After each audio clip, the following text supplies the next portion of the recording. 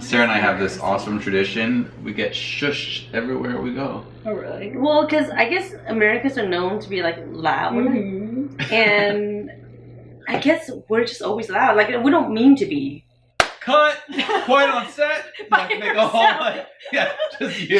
Everyone's like, exactly. Excuse me, we're rolling. We're rolling, everyone. Shh.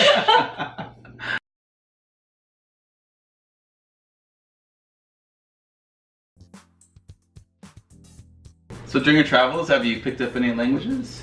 You know, I actually took 8 years of French in high school and college. And now, does that mean I speak French now?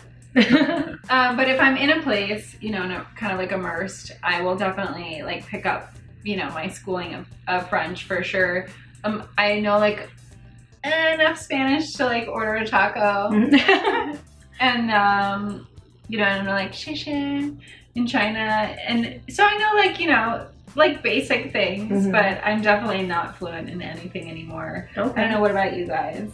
Well, I was born in Taiwan, so I do know Mandarin, but I'm not fluent.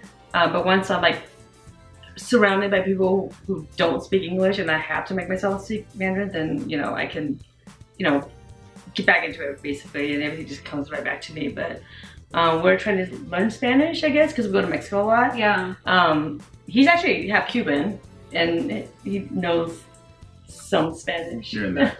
Yeah, but I also feel when you're traveling, even if you just learn the basics, like hello, thank you, and that kind of thing, the reaction you get from people is way different. It's way more warm and welcoming. Yeah, and I know, like for me anyways, like whenever I know I'm going to a place, I use that app Duolingo. Oh yeah. And whenever I go anywhere that's like gonna be a foreign language, I always study that for like as many weeks as I can before I go, so that I at least know like those basic necessities. And like if I see a road sign, I know what it says. Right.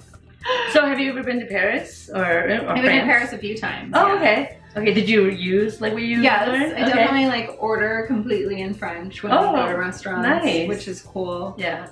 It's just like so funny though, because everyone speaks English. The only place that I've been that no one spoke English was Wulong in China, like, or even Beijing. Actually, no one spoke English. Okay. And when I was there, because I don't know any Mandarin, and I think that was before Duolingo existed. It was basically just like gestures and like, you know, smiling. Yes. It's like charades. Charades, Exactly. exactly. Like Yeah. I think I remember I went and got my nails done in Beijing, and I just like I walked in and I was like, you know, and then they were like, just showing me the colors, and I was like, yes. Okay. And then I knew they were just like all talking about me, because all the women in the salon were just like and they giggling, and, like, you know, like looking at me, and I was like, okay, I'm probably the first blonde you've ever seen. You know, but I think like, you know, charades is a universal language. Yeah, it really is. Yeah. Yeah, but I definitely wish I wish that I was more fluent in any language. It's just so hard being in America, where, you know, practicing a language can be so difficult, because I think people, you know, we're just kind of like, Americans are very much like, oh, we speak English, you know, everyone else can go like, meh. Yeah. And the thing is, like, when you travel too, like, I've noticed a lot of people actually do know English, and that's like their second language. Yes. Like almost everywhere we go, right? Like almost everyone speaks English, which is like, I think it's kind of cool. Yeah.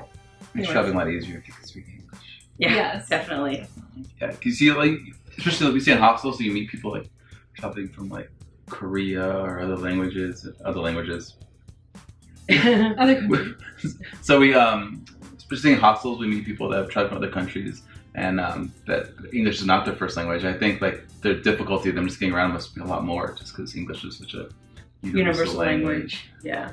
Yeah, and it's sad though, because as Americans, I mean, we're so terrible about doing that. Like every other country, they speak English. We can't even speak one other language. Right. No, that's true. I think it's terrible. We were in Europe a couple years ago, and like I feel like everyone we met, like they know like at least 3 languages. I'm just like, oh my god. Yeah. Like I know like 1.5. You know, it's like I kind of feel like we need to know, like, I don't know, I feel like it needs to be more, what's the word? used, not used. Like well, more... it's funny because like in most of the countries, it's a requirement that children learn English as they learn their own language. Right. And in America, we don't really do that. We don't teach languages until We're you're like, in junior high or high school, and by then it's way too late. Right. There's We're no like, connection for learning. we already know the main language. You want to learn the others. Right. I think that's right. That's true. Yeah. And also, it's the size of America because Europe, like each country is like actually pretty small. So you have like Spanish speakers here, English speakers here, French speakers here, German speakers here. Absolutely. So they mix and intermingle a lot more. And then like in Germany, I don't know if you guys have been in Germany, but like half of Germany speaks French, half of Germany speaks German. Oh, okay. So like in certain parts of Germany, if you speak German to them, they're like, huh? If you speak French, they like know what you're talking about. So that's also interesting. Yeah. Even within countries, like in Spain, we went to like Barcelona and they speak that like Catalan. Yeah. And so they look at me, and so I'm like very racially ambiguous. You can't really tell like, what I am. But in Barcelona, I was there. I'm like, oh, everyone kind of looks like me because I have like Italian, Spanish, and French. Yeah. So like the Spanish and French thing. But so people speak to me in their language, and I'd be like, it's not even Spanish. It's like in between like Spanish and French. And I would have like no idea what people were saying. Not even like the smallest word. I was so lost. When I used to have darker hair, when I was like more of a brunette. And I went to college in Arizona, and everyone spoke Spanish to me, always, because they all thought I was Hispanic, all the time. And I would just be like, huh? See? No? ¿Qué pasa? So because of cultural differences, have you experienced any embarrassing situations while traveling? I think the most embarrassing situations are always, like, I always rent a car. I think most of the places that I go. Wait, you rent into? No, I rent a car. Almost run into cars. But I'm so sorry. You know, the thing in Europe is that, like, it's always a stick shift. You know, it's always a manual transmission. And as Americans, I feel like in the age of now, you know, I don't know about you guys, but like my sister would not let me drive her manual transmission growing up. She's like, no, you're gonna wear out my clutch. And so I've tried to learn later in life, but no one has a manual. I don't have one. I mean, we don't either. So when I go to Europe, I always rent a manual transmission car because I don't want to spend $100 a day on a rental car.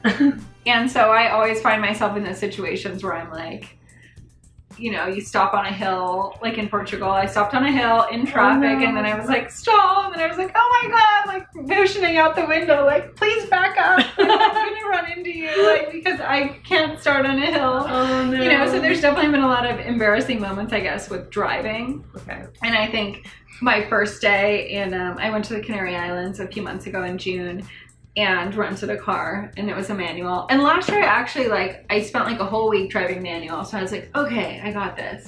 But then it's always that like first day when you're back in and I'm like super stressed out, I'm just like sweating because I'm like nervous driving. And then I like went to this like beautiful area called Mosca in the Canary Islands, and the parking was like down a hill, up a hill, like, and you could park anywhere. And I was just like, do we have a flat area? And then I'm like, I try to get around the corner, I stall. It literally took me 15 minutes to get my car going again. And like, I have all these people like being like, oh, let me help. And I was just like, I was honestly dying. I was like, oh man, this is so embarrassing. So it's safe to say that when you rent cars, when you're traveling, you get the insurance, right? Like full coverage. Yeah. You know, I have an American Express card, which I'm not pitching them, but like, they have great insurance, and so like that always is nice, you know, if you have a great credit card that helps you out too. But yeah, that's true. Yeah, there's always embarrassing moments with driving, I think, in other countries for sure. Have you any scary moments while traveling? Scary moments. I think also with driving. That's your theme here. So I noticed in a lot of countries you visit now, Uber is a thing. Yes. So I Uber, yeah. So definitely Uber and not taxi. So I think that might save you from a lot of like scary and embarrassing moments. Yes.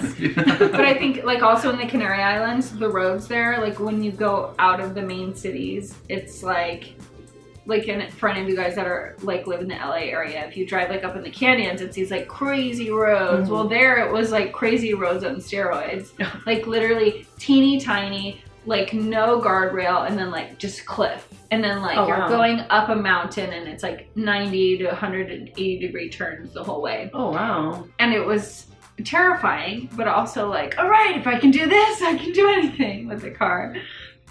So definitely a lot of those kind of situations. But I think as far as like danger or anything like that goes, like I made a video on this recently, but like I personally like have had some bad stuff happen to me. So like I avoid going to like places that will put me in danger. Like I don't go to bars, like I don't walk around the streets like of a city like super late at night like intoxicated. You know, there's just like certain things that I do for my safety so that like I don't get myself in those situations that I think that like, you know, everyone kind of needs to follow, especially if you're traveling alone. Absolutely. So have you experienced like a scam while you're traveling? I mean, have you been scammed? Like, I don't think I've personally been scammed, but I definitely, like, I used to live in New Orleans for a little while in Louisiana, and there's definitely a friend of mine got scammed when he was visiting me, and it was like really funny. The guy was like asking him about like, hey, like, guess what kind of sneakers these are or something, where I bought these sneakers, something like that. And the guy was like, yeah, if you win it, if you guess right, I'll give you like $10 or something. And the guy was like, yeah, okay, whatever. And then he was like, where, he asked like where he was wearing the shoes. He's like, where on me are these shoes? And the guy was like, on your feet. And he's like, no, on the street. Now give me $10. Oh, and so like he got scammed. Like some stupid. Yeah, I think we heard that recently. We heard like someone, yeah. So there's like all kinds of stupid scams. It's basically like no matter what answer you give, like you're wrong. Exactly. And they're gonna like beat you up unless you give them $10. But I think, you know, I don't think I've ever personally been scammed while traveling. You know, but there's definitely a lot of people out there trying to scam me. Definitely. Have you had anything stolen? No, I've been really fortunate, but I think I'm really good about like protecting my belongings. And, you know, I think when you go on public transportation, I always take my backpack and put them by my feet because it's super easy for someone to just like reach in your bag and take your belongings. And I always just keep everything in plain sight. Actually, recently, our old roommate, went to Europe and borrowed our camera, like one of our DSLRs, because he didn't have one. And they had checked out, him and his girlfriend, and like we're grabbing some coffee or something. They left all of their bags in the lobby, and we gave them our camera in our camera bag, which says Nikon. Oh no. And and it has just like little clasps, and you open it and there's the camera, and they just left it on top of their suitcase in plain sight. And so they go get a coffee and come back, and of course the camera's gone. Oh my god. Because it's like, hello, I'm advertising. Yeah, it's like advertising. So was Steal me. So was it being like, the hotel wasn't holding it for them? They just like, no, they literally just like left it like by a couch. Or something. Don't do that. No. And they're like, oh, don't do that. They got home like, oh my god. And I was like, well, hello. Like, if you're gonna have a camera in a camera bag, at least put it inside another bag. Like, right, exactly. That's what I do. Like, your friend's very honest though. Yes. I'd have been like, they could have. I was walking and some guy like had a knife. Oh, true. It was me I'm with the so camera. traumatized. Absolutely. Yeah. So I guess I'm pretty careful about the way that I like carry my things, and you know. You've been very fortunate. That's good. Yeah, I've been fortunate. So do you so what kind of packer are you? Do you carry like a lot of luggage with you, a light packer? No, I try to really like minimize my amount of things, and the way that works best for me is honestly, and some people are gonna be like, oh my god, that's crazy. Like I literally like, okay, I'm going for 9 days. Like this last year when I went to Portugal, I literally planned out every outfit before I left home and only packed that, and like was like, okay, Monday, I know I'm going here, I'm gonna wear this outfit. Tuesday, I'm wearing this outfit. Wow. Because also like for me for filming, which if any of you guys have watched my videos, like I have to do that, otherwise I'll like spend an hour in the morning trying to get ready and being like, oh my god, what am I gonna wear for this video today? Like I don't know. And if I have too many options, I'll spend too much time, and then I just like, and then that's time away from making a video. So for me that works the best, and then I don't have the options, and then I can't make it like, I can't like sit there, okay wait, what do I do today? Okay wait, like maybe I should wear this, no maybe I should wear that. And then it helps me like downsize. So I usually have like one rolling suitcase and then my backpack. Okay. So do you check the rolling suitcase, or do you just carry, is it carry on? Yeah, I check it. Oh, you do check it. Okay. Yeah, so like one big rolling bag. Okay. And then Okay. my backpack. Wow. And it's hard sometimes because normally the way I travel is like, if I'm going for 11 days, I'm probably in 11 different cities. So always have my bags with me. So I have to keep that in mind too. Like that it has to be easy for me to roll everything, and like, you know, like I went through wine country in Portugal last year, and all the vineyards. I was like, oh hey, do you mind like holding my bags? You know, while I go out exploring. And I always bring like a purse that like can hold my camera, my selfie stick, and like, you know, kind of all those things that like if I don't want to have my backpack with me all day. So, because you are a YouTuber, when you travel, what's your equipment like? Like, what do you bring with you? So, I have a video on this for those people that want to watch it afterwards. But I shoot a lot on my phone, which I always like put a different SIM card in for whatever country. I have a selfie pole for that. I have a GoPro, or a couple GoPros, and then I shoot on a Canon XC10, which is kind of like their video camera version of a 5D. Okay. So you can do photography with it and video. And then I have like a couple of different mics. I always have extra batteries. So most of my backpack is usually like just like completely camera equipment. And then I also have a drone. Okay. So I usually take that with me. So which drone do you have? I just got the Mavic. Okay. Yeah, I have that too. But we used to have the Phantom, which obviously like you can't really travel with that because it's huge. It's huge, yeah. So the Mavic is nice because it actually fits my backpack. But our Phantom, our Phantom, it went swimming in the ocean. So oh no! We had to get a new one as well. How'd that happen? Well, I was like, I was making this video for like a National Geographic thing, and I was like, well, I want to be paddleboarding out in the kelp forest, and I was like, I need someone to film me. So of course I enlisted my boyfriend, and I was like, I really want a drone shot, you know. So I had him in an open kayak. Like not an enclosed kayak, an open kayak with like literally $4,000 worth of camera equipment. And it's like waves, and I was like, all right, I'm gonna do paddleboarding. He's like, all right, I'm setting up the drone. And for whatever reason, when it took off, it like didn't like launch correctly, and it tilted sideways. It hit his foot and then just like whoosh, immediately into the ocean. Oh wow. Oh yeah. And then it was like, that's right. Like it just like went into the water, and you just, or was he able to? It like hit his foot and then like just went for a swim. Plunk. I mean, we got it, we rescued it, but like. But it was just, it's done. Yeah, it's done. That's why. So that's why I have the Mavic now, which is way better. Oh yeah. Oh absolutely. Have you traveled with it yet? Yes. Okay. And it's much easier to travel with. The bag's like, you get the bag that comes with it. You just put it in your bag. Yeah, it's so tiny. So I have that little bag in my backpack, and then I have another bag that's like a similar size that holds all my other cameras. It's pretty cool. And then I have like a big tripod that I always take with me. Okay. So I look like a crazy backpacker everywhere. Then I'll be like dressed in a nice outfit, and I look so ridiculous when I go traveling and like shooting myself.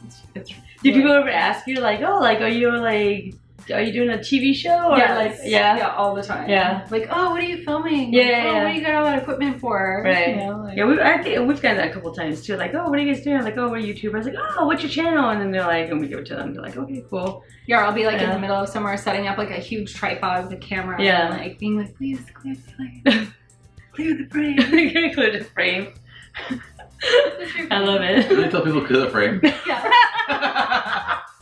Excuse me, my shot. They're like, what? And honestly, like I think going back to embarrassing moments. Here we go. Like that is the other most embarrassing moment. And I've actually had like other YouTubers like ask me about that. They're like, because I know a lot of people just do like the camera with the microphone and they hold it. Yeah. And like for me, like I don't like just having a shot of my face. So like I do a lot of stand-ups, which means that like I'll have a tripod 30 feet from me with my camera and my microphone on it, and they're like, oh my god, like how do you get over that? Because like literally everyone stares at you and is like, what are you doing? And then if you screw up your lines and then you're like, okay, wait, record, stop, and then you're going back and forth and you're saying all this weird random stuff and people are like, what is this weird American doing? Right.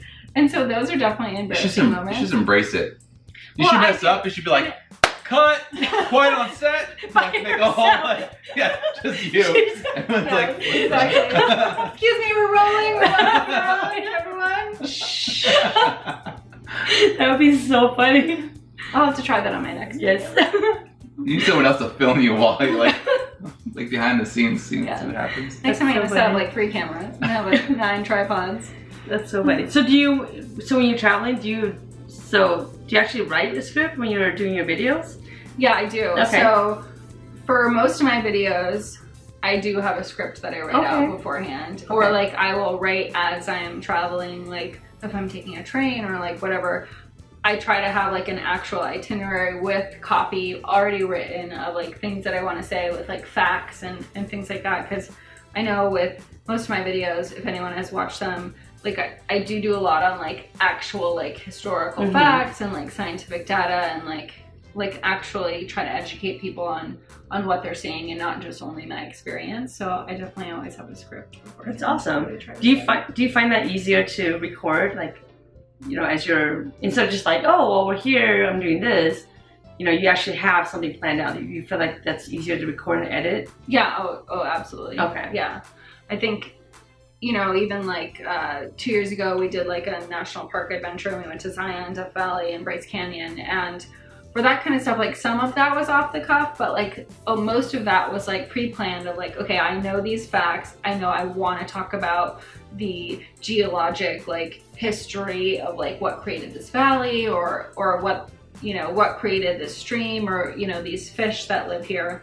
So having all those like points already kind of figured out like saves so much time in like, because a lot of times you get to a destination and be like, oh my god, it's pretty, but like what else do I have to say? Right. Yeah. And you don't really know. So like having all that research done beforehand just makes me much more of like an informed traveler. It's really cool because a lot of times you learn stuff that like not even locals know, and you get to share that with people. So it's cool. So if you were to win the lottery and had like near unlimited resources, what would you spend your time and money on? Well, I would definitely just like travel all the time, and I would probably start my own charity. Oh, okay. Any specific cause you would focus that on? Probably, well, I mean, obviously, like I'm very into like environmental causes, and so a lot of it would probably go into a charity that would help with, this is like a bad way of saying it, but like population control. So like giving like third world countries like help with education on family planning. Okay. So something to do with family planning, and then also like a charity that would help with like remediating, which means fixing, and like streams, water systems, air pollution, stuff like that. Very cool.